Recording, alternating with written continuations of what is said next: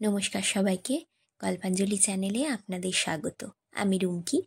আমার আজকের নিবেদন সুনীল গঙ্গোপাধ্যায় রচিত ছোট গল্প সাপ লুডোর সিঁড়ি।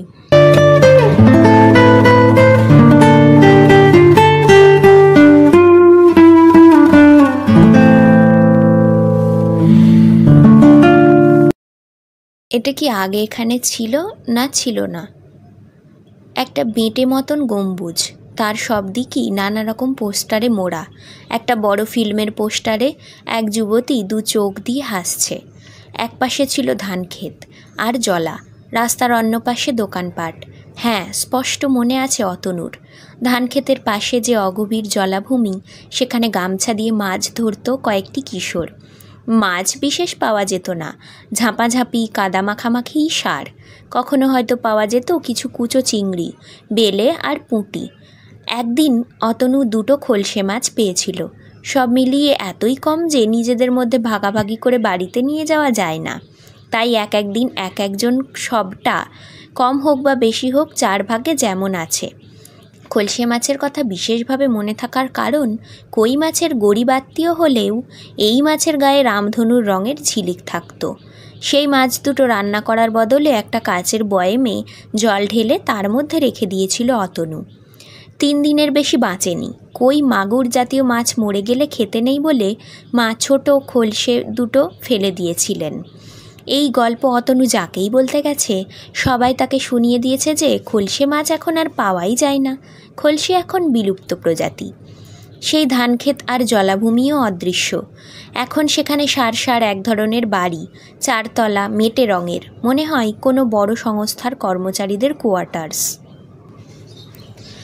অদৃশ্য হওয়াই তো স্বাভাবিক। সীতারামপুর নামে পুর হলেও একসময় তো গ্রামই ছিল, এখন শহর হতে চলেছে। শহরের এত ধার ঘেঁষে কি ধানক্ষেত থাকে নাকি? অতনুদের ছোটবেলায় এখানে রেল স্টেশন ছিল। 4 মাইল হেঁটে চকবাজারে যেতে হতো। এখন স্টেশন হয়েছে বলেই ধাঁ ধাঁ করে বদলে যাচ্ছে গ্রাম। পরিবর্তনগুলো ঠিক মিলিয়ে নিতে পারে না অতনু। অনেক দিনের ব্যবধান, 17 বছরে সে সীতারামপুর ছেড়েছিল। এখন তার বয়স 42। কিন্তু মাঝখানে কি সে আর কখনো আসেনি?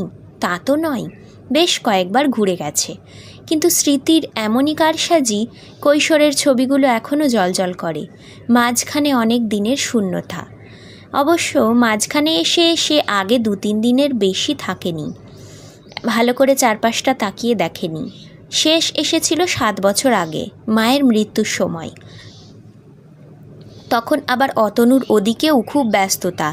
একটা প্রমোশন নিয়ে দর কষাকষি চলছিল। তবু মা বলে কথা, আসতেই হয়। শেষ দেখাও হয়নি, শুধু শ্রাদ্ধের জন্য 3 দিন। মাতৃশোকের চেয়ে মন বেশি অস্থির ছিল চাকরির জন্য।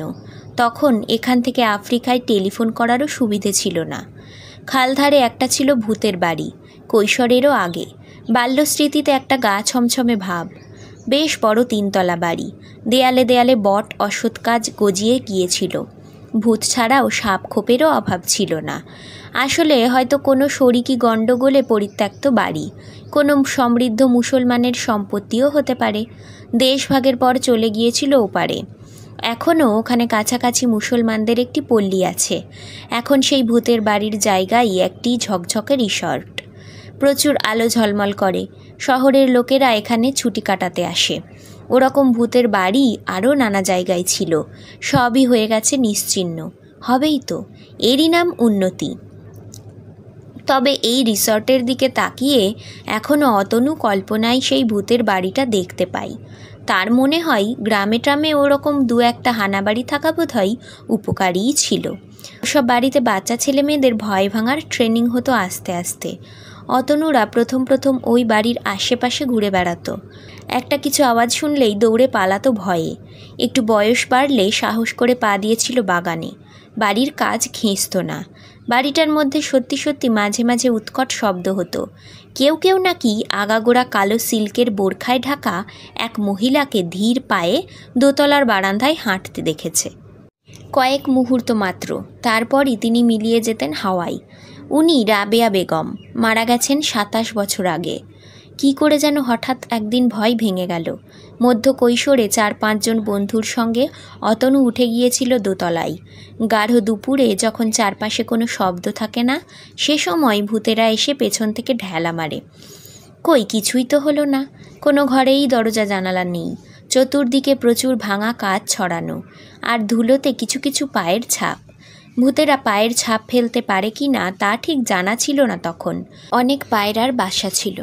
সেদিনটার কথা খুব ভালোই মনে আছে অতনুর, কারণ সেদিন সে শুধু ভূতের বাড়ি জয় করেনি, সেই দিনই জীবনে প্রথম সে সিগারেট খায়। তার বন্ধু রতন শিখিয়েছিল। সিগারেট টানার মতো অমন নিরিবিলি জায়গা আর পাওয়া যাবে কোথায়। লেবু পাতা চিবিয়ে বাড়ি ফিরলেও কি করে যেন ধরা পড়ে গিয়েছিল মায়ের কাছে। মা কি কোনো শাস্তি দিয়েছিলেন? মায়ের দেওয়া শাস্তি কোনো মানুষই মনে রাখে না।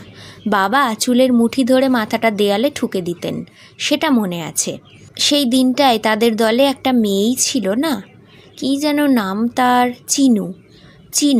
সে একটা গেছো মেয়ে। তাকে নেওয়া হবে না, তবুও এসেছিল জোর করে। রোগা প্যাংলা চেহারা, সেই 13-14 বছর বয়সে তাকে মেয়ে বলেই মনে হতো না। বুকেও বোধহয় ঢেউ খেলেনি। হাফ প্যান্ট আর শার্ট পরে থাকতো। সিগারেট টানার সময় সেও জেদ ধরেছিল, আমায় দাও, আমিও খাবো, কিন্তু তাকে দেওয়া হয়নি। কে যেন একটা চড়ও মেরেছিল তাকে। কোথায় হারিয়ে গেছে সেই মেয়েটা? এবারে 3 সপ্তাহের ছুটিতে এসেছে অতনু। সীতারামপুরে তার আর কোনো আকর্ষণ নেই। এখানে কয়েকটা দিন নষ্ট করার কোনো মানে হয় না। হঠাৎ মায়ের কথা খুব মনে পড়ছিল। এসেছে সেই নস্টালজিয়ায়। আসার পরই মনটা পালাই করছে। যৌথ পরিবার ছিল এক সময়, তারপর অনেক ভাগ হয়েছে। মায়ের মৃত্যুর পর তার দাদা এসে নিজেদের অংশটা বিক্রি করে দিয়ে যায় এক কাকাকে। সেই কাকা অতনুর বাবার বৈমাত্রেয় ভাই। ছোটবেলায় খুব ভালোবাসতেন অতনুকে, সেই স্মৃতিতে এখানে আসা। কাকার পরিবার বেশ খাতির যত্ন করছে তাকে, তবু অতনুর অস্বস্তি কাটছে না। কাকা বুড়ো হয়ে গেছেন, অসুখের কথা ছাড়া আর কোনো কথা জানেন না। 2 খুড়তুতো ভাইকেই অচেনা মনে হয়। 2 ভাইয়ের স্ত্রী খুব ঝগড়া করে। কিছু চাষের জমি আছে, তার থেকে উপার্জন অনিশ্চিত। বাজারে একটা জামা কাপড়ের দোকানের সিকিভাগ মালিকানা, সে আয়ও যথেষ্ট নয়। মা যে ঘরটায় থাকতেন সে ঘরটা এখন বৈঠকখানা। কয়েকটা ছেঁড়া বেতের চেয়ার, একটা তক্তপোষ আর একটা টিভি। মায়ের কোনো চিহ্নই নেই। খুড়তুতো ভাইয়ের 2 স্ত্রীর মধ্যে একজন নিঃসন্তান, অন্যজনের 3টি ছেলে মেয়ে। নিঃসন্তান মহিলারই দাপট বেশি। ছেলে মেয়ে 3টির বয়স 9, 12, 14, মেয়েটিই বড়। অতনুর আর বিয়ে থা করা হয়নি। ছোট ছেলে মেয়েদের সে ভালোবাসে, ওদের সঙ্গেই তার বেশি সময় কাটে। মাঝে মাঝে অতনু মনে মনে ওদের সঙ্গে তুলনা করে তার বাল্য কৈশোর বয়সের। তখন এখানে প্রচুর ফাঁকা জায়গা ছিল, কিছু কিছু বাগান আর পুকুর ছিল। অতনু তার বন্ধুদের সঙ্গে হুটোপুটি করে বেড়াতো, বাঁদরের মতন লাফালাফি করত অন্যদের বাগানের কাছে। ফল পাকুড় খেয়েছে, লাঠির বাড়িও খেয়েছে। সন্ধ্যের পরেও দেরি করে বাড়ি ফিরলে বকুনি খেয়েছে বাবার কাছে। এখন তার খুড়তুতো ভাইয়ের ছেলে মেয়েরা স্কুলে যায়, বাড়িতে কিছুক্ষণ পড়তে বসে, আর বাকি সব সময়টা টিভি দেখে। বাড়ির বাইরে কোথাও যায় না, খেলতেও যায় না। তাই তারা লক্ষ্মী ছেলে মেয়ে। অতনু বুঝতে পারে এরা হয়তো সারা জীবন এই গ্রামেই থাকবে, আর কোথাও যাবে না। অতনুকেও ওদের সঙ্গে টিভি দেখতে হয়। অতনু খানিকটা কৌতূহল নিয়েই টিভির অনুষ্ঠানগুলো, বিশেষত বিজ্ঞাপন দেখে। কোনো দেশের অনেকখানি সমাজের ছবি বিজ্ঞাপন দেখলেই বোঝা যায়। এখানকার বিজ্ঞাপন দেখে সে প্রায় হতবাক। মনে হয় যেন ইন্ডিয়া নামের দেশটা পুরোপুরি ওয়েস্টার্নাইজড হয়ে গেছে। ছেলে মেয়েদের কী সব চোখ ঝলসানো পোশাক, কত রকম গাড়ি, কম্পিউটারের দারুণ কেরামতি, আর কত টাকা খরচ হয় এক একটা বিজ্ঞাপনে। এসব দেখে হাসে অতনু। দূরে থাকলেও সে তো মোটামুটি খবর রাখে। দেশের ইন্টারনেটেও পড়া যায় কলকাতার খবরের কাগজ। টিভিতে অনেকগুলো বাংলা চ্যানেল, তাতে সিনেমা দেখায়, আরও হরেক সিরিয়াল কাহিনী, বিদেশের মতন। এসব একটা সিনেমারও সে নাম শোনেনি। এখনকার অভিনেতা অভিনেত্রীদেরও সে চেনে না। উত্তম কুমার চলে গেছেন সে জানে, কিন্তু বসন্ত চৌধুরী, ভানু বন্দ্যোপাধ্যায়, জহর রায়, রবি ঘোষ, অরুন্ধতী, অনুপ, এরা কেউ নেই। পুরনোদের মধ্যে রয়েছেন সৌমিত্র চট্টোপাধ্যায়, আর একালের একজন নায়িকাকে কেন যেন তার চেনা চেনা মনে হয়, যদিও তার একটা ফিল্মও সে আগে দেখেনি, অথচ কোথায় তাকে দেখেছে তা মনে করতে পারছে না। এই সীতারামপুরেও অতনুর পুরনো কালের চেনা অনেকেই নেই। তার স্কুলের বন্ধুদের মধ্যে 4-5 জন এখানকার সঙ্গে সম্পর্ক চুকিয়ে চলে গেছে কলকাতায় বা বিদেশে, আর যারা রয়ে গেছে তারা রাজনীতির কচকচি বেশ ভালোই বোঝে, কিন্তু অন্য কোনো বিষয়ে তারা প্রায় কিছুই খবর রাখে না। আফ্রিকা সম্পর্কে একেবারে অজ্ঞ। যাদের সঙ্গে তুই সম্পর্ক ছিল তারা এখন তাকে তুমি বলে। এদের সবারই বিশ্বাস বিদেশে যারাই থাকে তারা সবাই খুব বড় লোক। এনআরআইরা অনেক টাকা পকেটে নিয়ে দেশে বেড়াতে আসে। অবশ্য এনআরআই বলতে ইউরোপ আমেরিকার অনাবাসীদের কথাই সবাই ভাবে। তারা ডাক্তার বা ইঞ্জিনিয়ার বা বড় বিজ্ঞানী বা বড় বড় বিদ্বান। অতনু এর কোনোটাই নয়। ছোটবেলায় সে ভেবেছিল ডাক্তার হবে। এখানে ক্লাস 8 পর্যন্ত পড়ার পর সে গিয়েছিল চকবাজারের হাই স্কুলে। রেজাল্ট মোটামুটি ভালোই ছিল। কলকাতায় গিয়ে ডাক্তারি পড়া যেত অনায়াসেই। থাকতে হবে হস্টেলে। সব যখন প্রায় ঠিকঠাক, তখন একদিন রাত্রিরে খাওয়া দাওয়ার পর তার বাবা একটা সিগারেট ধরিয়ে টানছেন বারান্দায় বসে। হঠাৎ প্রবলভাবে কাঁপতে কাঁপতে পড়ে গেলেন মেঝেতে। বুকে ছুরিবিদ্ধ মানুষের মতন গড়াতে গড়াতে আর্তনাদ করতে লাগলেন। একজন ডাক্তারকে ধরে আনা হয়েছিল 2 ঘন্টা বাদে। ততক্ষণে বাবার সব শ্বাস প্রশ্বাস খরচ হয়ে গেছে। সেই সঙ্গে শেষ হয়ে গেল অতনুর ডাক্তারি পড়ার স্বপ্ন। দাদা তখন রেশনিং অফিসের কেরানির চাকরি পেয়ে বর্ধমানে পোস্টেড। ছোট বোনের বিয়ে হয়নি। অতনু পড়াশোনা বন্ধ করে 1 বছর পড়ে রইল এখানে। তারপরেও থেকে যেতে পারত গ্রামের অন্য ছেলেদের মতন। সেই 16 বছর বয়সেই সংসারের অনটন দেখে চেষ্টা করছিল টুকটাক উপার্জনের। বাবা অনেক ধার রেখে গেছেন। কিছুদিন সে আরও প্রত্যন্ত গ্রাম থেকে হাঁস মুরগির ডিম কিনে এনে সাপ্লাই দিত বাজারের কাছের 2টো ভাতের হোটেলে। শুধু মা দুঃখ করে বলতেন, তোর আর পড়াশোনা হবে না রে তনু, আমার গয়না বিক্রি করে দেব, তবু তুই পড়। কখানাই বা গয়না মায়ের, তা বিক্রি করে শহরে গিয়ে বেশি দিন পড়াশোনা চালানো যায় না। তাছাড়া ছোট বোনের বিয়ের সময় গয়নাগুলো লাগবে না।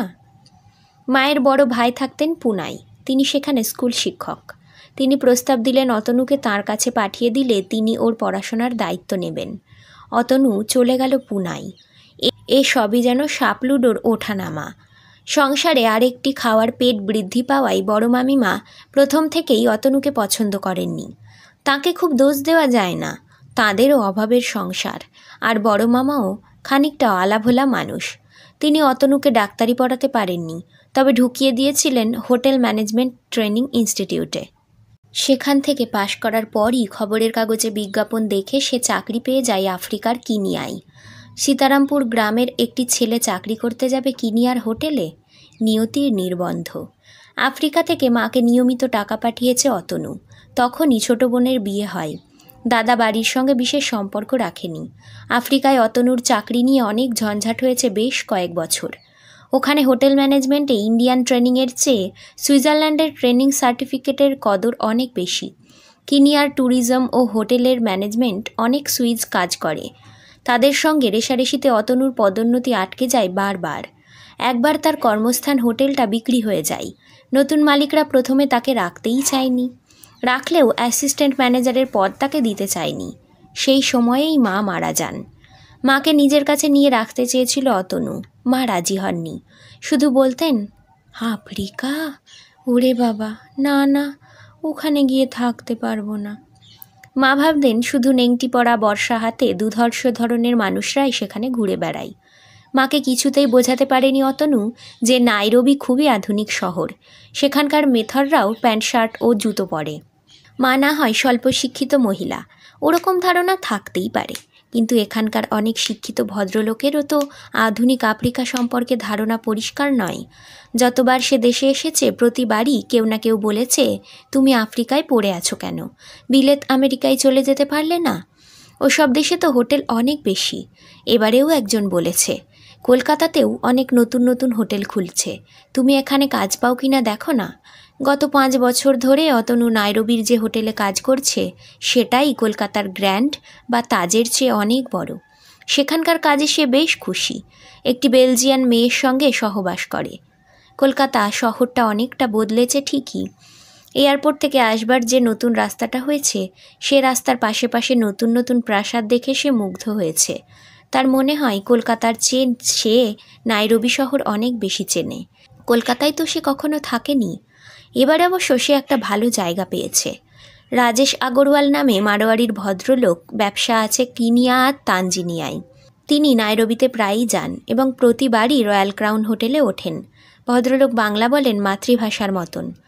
মেনটেন্যান্স ম্যানেজারের নাম অতনু ঘোষ দেখেই তিনি তার সঙ্গে আলাপ করেছেন। মাঝে মাঝে সন্ধ্যাবেলা গল্প হয়েছে অনেকক্ষণ। অতনু নিজের কোয়ার্টার্সে তাঁকে নেমন্তন্ন করেও খাইয়েছে। তিনিও অতনুকে আমন্ত্রণ জানিয়ে রেখেছিলেন কলকাতায়, তার নিজের বাড়িতে নয়। আগরওয়ালদের একটি নন ফেরাস মেটালের কারখানা আছে টালিগঞ্জ অঞ্চলে। সে কারখানা সংলগ্ন চমৎকার গেস্ট হাউসে অতনুর থাকার ব্যবস্থা করেছেন তিনি।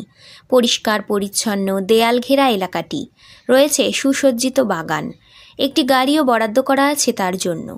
অতনু অবশ্য মেট্রো ট্রেনে যাতায়াত করে বেশ নতুনত্ব বোধ করে।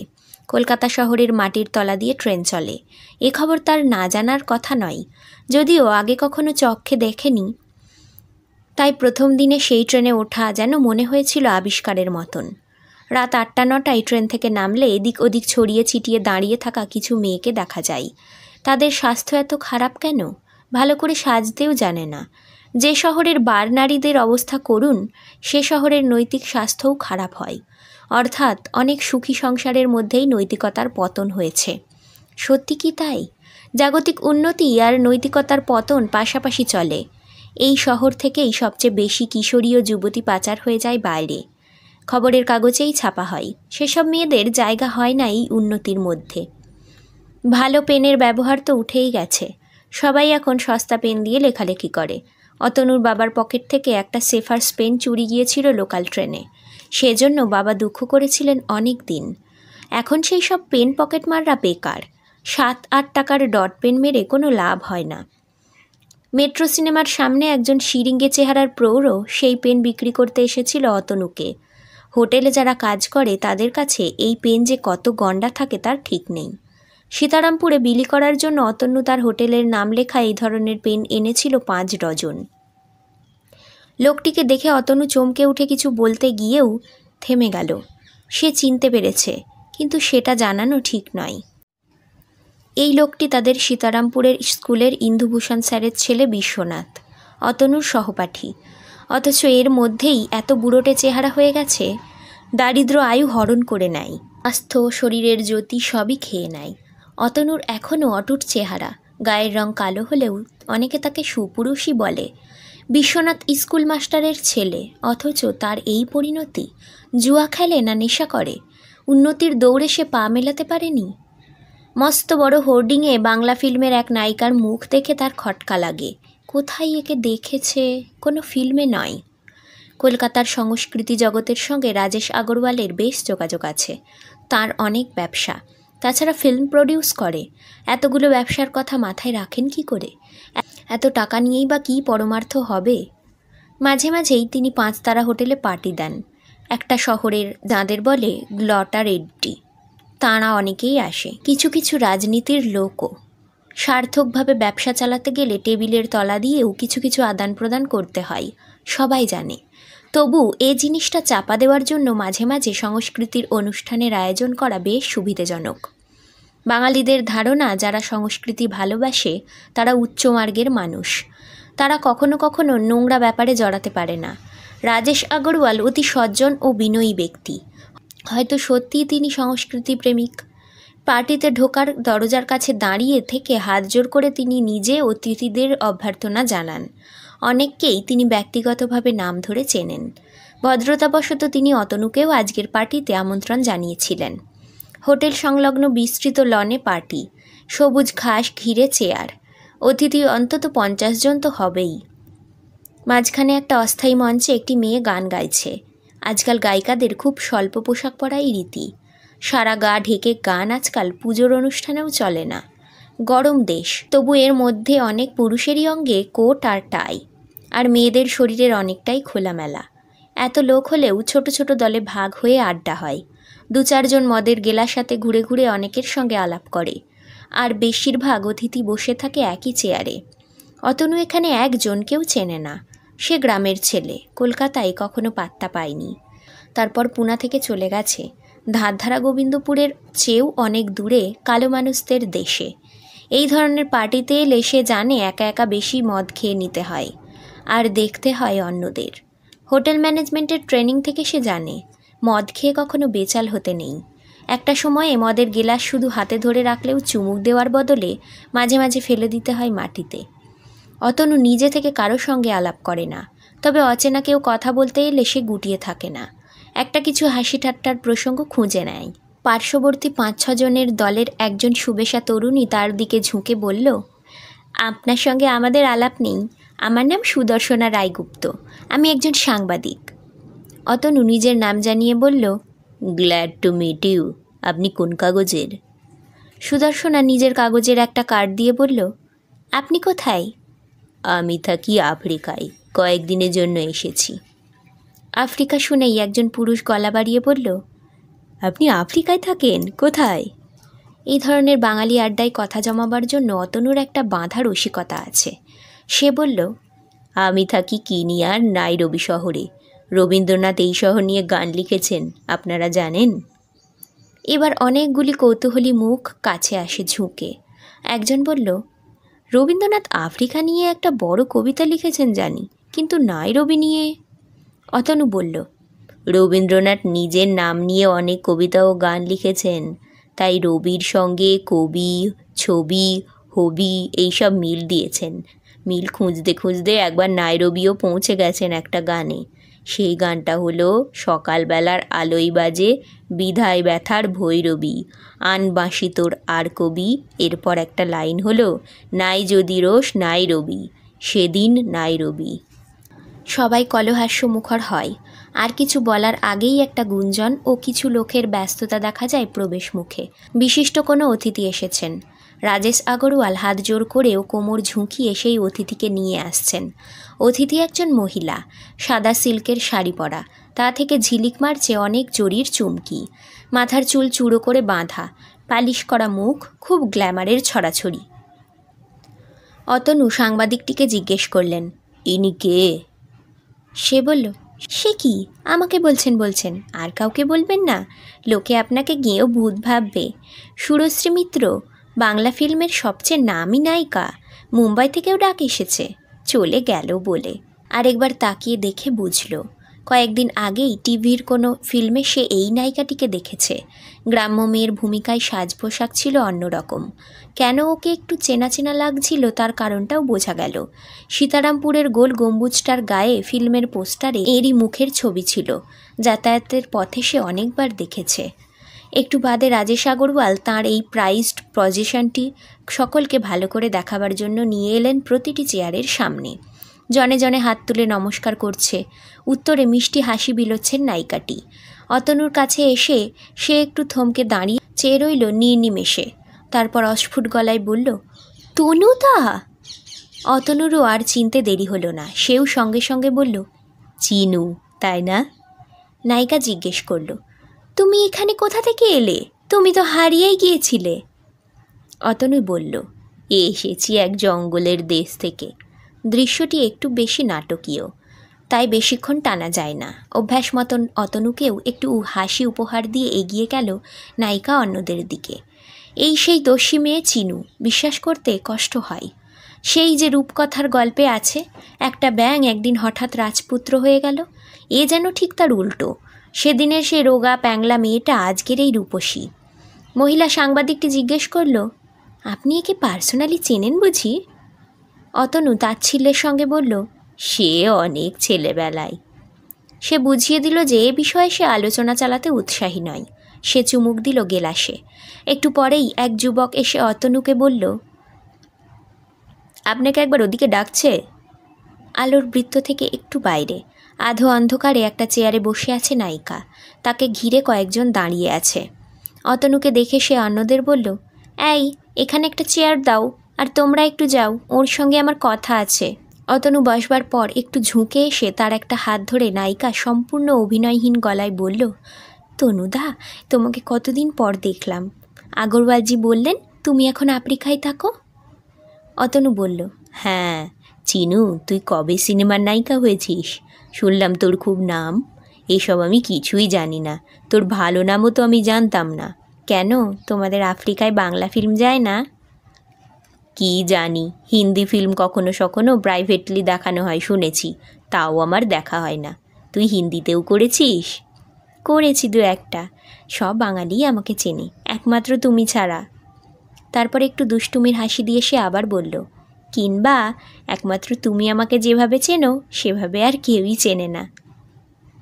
তুই কি করে নায়িকা হয়ে গেলি রে? চেহারাটাও বদলে গেছে। ওসব কথা ছাড়ো, হয়ে গেছি কোনো রকমে। তুমি কেমন আছো বলো? বিয়ে করেছো? ভালোই আছি রে। না, বিয়ে করিনি, তবে একজন বিদেশিনী মেয়ের সঙ্গে ভাব আছে। তুই? আমার একটা বিয়ে ভেঙে গেছে, আর একটা না, এখনও কিছু ঠিক নেই। তুই আমাকে দেখে চিনলি কী করে? আমি তো তোকে চিনতে পারিনি, শুধু একটু একটু মনে হচ্ছিল তোর নাকটা শুধু। হ্যাঁ, আমার ঘনিষ্ঠ বন্ধুরা আমাকে বলে নাকেশ্বরী। তোমার চেহারা তো প্রায় একই রকম আছে, পুরুষরা বিশেষ বদলায় না। আমাদের তো মেকআপ টেকআপ দিয়ে। অতনু একটা সিগারেট ধরালো। চিনু বলল, তুমি এখনও সিগারেট খাও? অনেকেই তো। আমিও ফিল্ম লাইনে এসে প্রথম প্রথম খুব খেতাম, এখন একদম ছেড়ে দিয়েছি। অন্তত 7 বছর। দাও, তোমার থেকে একটা টান দিই। সিগারেটটা হাতে নিয়ে একটু অন্যমনস্ক হয়ে গেল চিনু। অতনু জিজ্ঞেস করলো, তুই আর সীতারামপুরে যাস? না, ওখানে তো ছিল আমার মামা বাড়ি, প্রায়ই যেতাম এক সময়। আমাদের বাড়ি ছিল ব্যারাকপুরে, তারপর বাবা বদলি হয়ে গেলেন নর্থ বেঙ্গলের মালবাজারে। ও হ্যাঁ, মামা বাড়ি। ওরা আর কেউ নেই শুনেছি। তোর একটা ফিল্ম কয়েকদিন আগে দেখলাম টিভিতে, নামটা বোধহয় আশালতা, তাই না? হ্যাঁ। তাতে তুই একটা গ্রামের মেয়ে, ডুরে শাড়ি পরা, একটা সিনে আছে তুই একটা পুকুর থেকে ডুব দিয়ে উঠে এলি। হ্যাঁ রে চিনু, তুই ওরকম কোমর দুলিয়ে হাঁটা কোথায় শিখলি রে? গ্রামের মেয়েরা কি ওইভাবে হাঁটে? তুমি যে কি বলো তনুদা, সিনেমা করতে গেলে কত কি শিখতে হয়। গ্রামের মেয়েরা ওইভাবে হাঁটে না, ওসব মেক বিলিভ। অধিকাংশ সিনেমায় তো রূপকথা, তাই না? তুই নাচ জানিস? মাঝে মাঝে নাচতে হয়, কিন্তু তাকে নাচ বলে না। একজন যুবক হন্তদন্ত হয়ে এসে বলল, মিস, আপনাকে ওদিকে আসতে বলছেন আগরওয়ালজি, সবাই আপনাকে চাইছে। চিনু একটু রুক্ষ গলায় বলল, একটু পরে যাচ্ছি, এখন ডিস্টার্ব করো না। ছেলেটি ফিরে যাওয়ার পর চিনু বলল, নিরিবিলিতে যে তোমার সঙ্গে গল্প করব তার উপায় নেই। তুমি কতদিন আছো? পরশু ফিরে যাব। এই রে, এই 2 দিন আমার টানা শুটিং, আউটডোর। তুমি আসবে ডায়মন্ড হারবারে? না থাক, শুটিংয়ের সময় আমি তোমার সঙ্গে ভালো করে কথা বলতে পারবো না, তোমারও বোরিং লাগবে। শুটিং দেখা আমার পোষাবে না। আবার একজন যুবক দৌড়ে এসে বলল, মিস, আপনার নাম অ্যানাউন্স করা হয়ে গেছে, আপনাকে একবার সেন্টার স্টেজে দাঁড়াতে হবে। ঠিক আছে, যাচ্ছি। উঠে দাঁড়িয়ে এসে অনেকটা আপন মনে বলল, নায়িকা টাইকা হতে গেলে অনেক কিছু মূল্য দিতে হয়, সে তুমি বুঝবে না। অতনু মনে মনে ভাবল, না বোঝার কি আছে, সব দেশেই তো একই।